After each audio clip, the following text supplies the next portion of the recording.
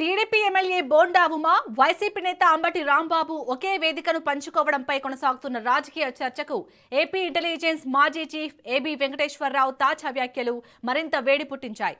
Social media వేదికగా స్పందించిన ABV గతంలో తాను కూడా అంబటి రాంబాబుతో వేదిక పంచుకొని ఉండకూడదని, అది తన వ్యక్తిగత సిద్ధాంతమని అన్నారు. అయితే అదే సమయంలో బోండా ఉమ కులం కోసం వేదిక పంచుకోవచ్చా అని ప్రశ్నించారు.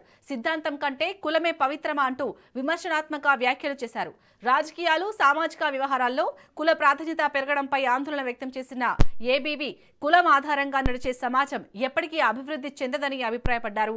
బోండా అంబటి కలయిక చుట్టూ ఇప్పటికే రాజకీయ దుమారం కొనసాగుతున్న వేళ ఏబీ వెంకటేశ్వరరావు చేసిన ఈ వ్యాఖ్యలు ఇప్పుడు ఆంధ్రప్రదేశ్ రాజకీయ వర్గాల్లో కొత్త చర్చకు దారితీశాయి.